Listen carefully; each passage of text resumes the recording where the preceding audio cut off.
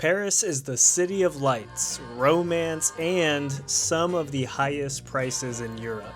But what if you only have $100 to spend in a single day here? That's about 85 euros. From croissants in the morning, to checking out Mona Lisa's signature smirk, to even cruising past the Eiffel Tower at night, let's see if this budget is actually possible in Paris. Oh baby, c'est vous. Baby, c'est vous. First stop, a local boulangerie. The second you walk in, the smell of fresh bread and pastries is gonna hit you. Parisians are lined up before work, grabbing their daily croissant or baguette. It's just a part of life here, and I love it. And this is a must if you're visiting Paris and you have a budget of around $100 per day. I grabbed a classic pain au chocolat and a coffee. It was warm, flaky, buttery. Basically, if you go to any local boulangerie, especially ones that have high reviews, the quality is top notch, everything is fresh. And on this, the chocolate inside was rich without being too sweet. The coffee was simple but strong. I mean, the best part is that it only set me back around 5 euros, roughly $5.50 in US dollars, which is just about as cheap as a breakfast gets here in Paris. This is a true Parisian experience, and you're probably going to do it each day that you're here, but I highly recommend it with the budget of $100. Next up, we are going to hit one of the world's most famous museums, the Louvre. The metro makes it super easy. You buy a ticket at the machine, hop on, and just for over 2 euros, you can get across the city, no problem. The stations are always busy because public transportation is very common here for everybody, but I found it to be super efficient with trains coming every few minutes on a cycle without skipping a beat, and it's really easy to understand like where trains are going and to not get lost as a tourist. So in just a few stops, I was walking through the glass pyramid entrance at the Louvre. Tickets are about 17 euros, around 18.50 in US dollars, which is actually a bargain for how much is inside, and that this is just a must do when you're in Paris. So you're gonna come here either way, and with how cheap it is, absolute no-brainer and a bargain. Everybody runs straight to the Mona Lisa. Even me, it was definitely something I was super excited to see, but realize you have so much time here. I'm going to tell you to spend 2 hours here and then leave, or else you're just going to be in here checking out everything for hours and hours, and then the rest of the itinerary won't really work for you. What most people say is that you can spend multiple days here in the Louvre, splitting it up into 2 to 5 hour segments. But for me, I'm not a massive museum person, so 2 hours was more than enough.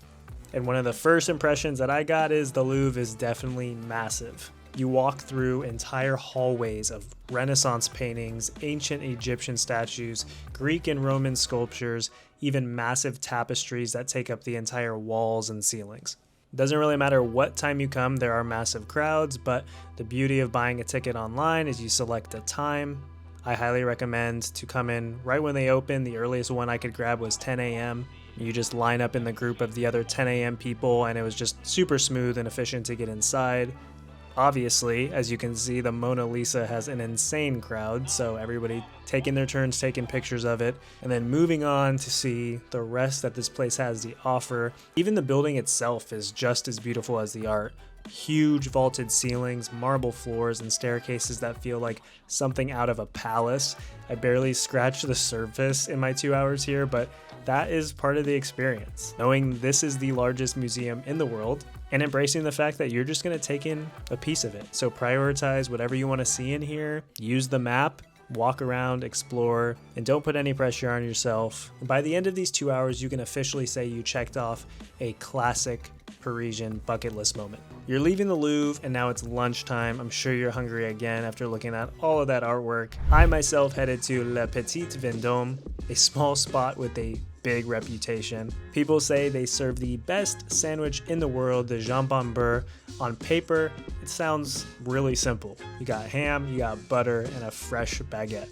That's literally it. But I'll be real with you, when I took my first bite, you definitely understand why it's so hyped. It is absolutely delicious. The baguette has the perfect crunch, It's so fresh, the butter was creamy and salty, and the ham had just enough flavor without overpowering it. Plus for me, I need my protein in every meal I eat, so that kind of completed that for me. It's the kind of meal that does prove that sometimes less really is more. And the price? About €6, which is like $7 US. An absolute steal for something this good in Paris. And now I can say I've had what is known as the best sandwich in the world. I'm full, I'm satisfied, and now let's go hit another landmark that's actually completely free. Moving on to the Notre Dame. I walked over to the Notre Dame, and from the outside, the Gothic architecture is stunning. You see these famous towers, the detailed carvings, and all the statues built into the walls, but going inside is what really makes this whole experience special. It's completely free to go inside. Some people make appointments so that they can wait in a separate line or whatever, but you just can show up and walk into this line. As you can see, tons of people are going to be there literally all day. So you just choose a time that works for you. In this itinerary, it works perfect right after lunch, and you're in before you know it. The second you step in though, everything quiets down. It is so quiet, you could hear a pin drop or somebody's cough would echo through the entire place. The light coming through the stained glass windows fills the entire space with just the right amount of color, and the scale of the arches makes you feel small in the best way. People were lighting candles, saying their prayers, sitting in the pews listening to the sermon, or just staring up at the ceiling in complete awe with everything that there is to check out in this place. No matter if you're spiritual or religious or nothing at all, it's one of those places where you will feel the weight of Paris's history all around you. And the fact that it's free to enter makes it a no-brainer stop, and right after lunch while your food is digesting. Now we're leaving the Notre Dame after a little bit, and you can walk along the Seine. That's what I did, and I just soaked up the city. This is where Paris shines. You don't have to spend money to enjoy it. Just pause and look around. There's going to be something beautiful around you, and the whole area around La Seine is beautiful and gives you that main character Paris energy where you feel like you're really in a movie. Street performers play music, artists sell sketches, and people are just sitting by the river, dangling their feet over the edge and living in the moment. Next thing on the list that you're going to spend just a little bit of money on is stopping at Berthillon for their famous ice cream. Some people say it's the best ice cream in the world, and after having it, man, it's hard to really put it up there against anything and say that other place is better. This is right up there for sure. It's creamy, it's rich, and comes in tons of flavors. As you can see, the outside of the building is super cool. There's going to be countless people taking this classic photo right in the front with the sign in the background, proving that they got one of the best ice creams in the world, or just showing off to their friends. But honestly, this place is popping off on TikTok right now. So if you haven't seen it, here you go. Add it to your list. I went with the classic 2 scoops. It came out to about €5, which is about $6 USD. I took a stroll around the immediate area and just enjoyed eating the cone, having a little midday snack, doing a little people watching, and yeah, you can't really complain. It's a good day so far, and we are not even close to done. I mean, obviously, we got a lot more to spend in our budget, and we've already done so much. As the sun started to set, I made my way near the Eiffel Tower to Chez. It's one of those hidden gems that's gained a good reputation for offering a full 3-course Chinese dinner with an Eiffel Tower view, all for €29, which is around 34 US. This place had a super relaxed vibe. The people were really, really nice. It's nothing super overly fancy, so if you're trying to find something in between a cheap meal and a luxury meal, this is gonna land you right there, especially if you like Chinese food. The menu had plenty of options, but I feel like the 3-course dinner was a no-brainer. Everything came out beautifully plated. Started with a light appetizer, followed by the main course, which was just hearty and filling, and then dessert to finish it off, all as the sun continued to set, and I could just lean back and enjoy this beautiful view. In Paris, as you get closer to some of the major landmarks, the restaurants are stupid expensive, so this, I feel like, is a hidden gem and a super steal, so you have to add it to your list if you like Chinese food, but you're also watching that daily budget. After dinner, I walked just a few minutes over to a dock to catch the Seine River cruise. This was something I was really looking forward to. Finding the port was easy, there are signs everywhere, and plenty of boats lined up, you can't miss it. Tickets were only about 18 euros for an hour cruise, about 21 USD. Boarding was super quick, you get on, figure out where you're gonna sit or stand, there's plenty of room both on the top floor and the bottom and on the side balconies.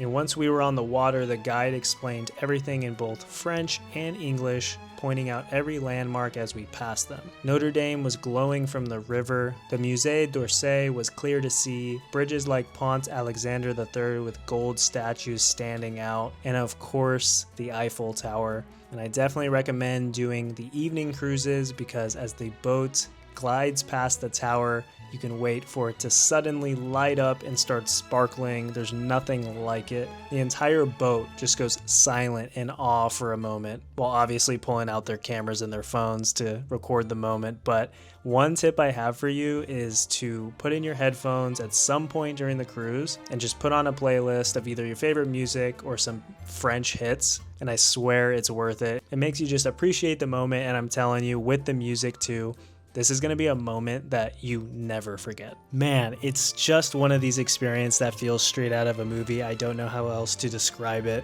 It's a must-do when you're in Paris. The price is a no-brainer and affordable for anybody, and you see so much in a short amount of time. Add it to your list, you won't regret it. Now that you're off the boat, you are literally right next to the Eiffel Tower.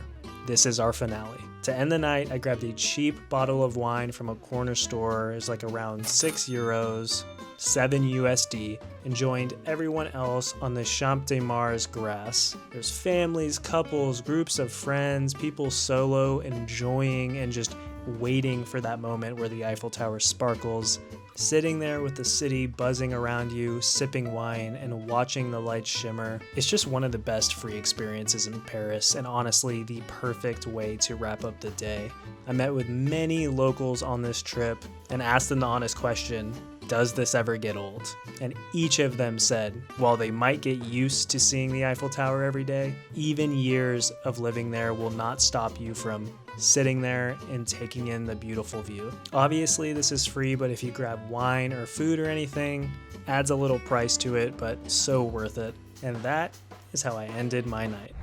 So let's add it all up. You get your Parisian breakfast for $5.50, metro ride for $2.92, the ticket to the Louvre for $18.50, the best sandwich in the world for $7, delicious ice cream for $5.83, dinner with a view at Chez Ming for $33.50, take a river cruise tour on the Seine for $21, and finally, a bottle of wine for the Eiffel Tower picnic for just $7. That brings the total to $101.25, or about 93 euros, just slightly over the $100 mark, but honestly, for a full day in Paris with incredible food, a river cruise, and a view of the Eiffel Tower, I'd say it's worth every single penny.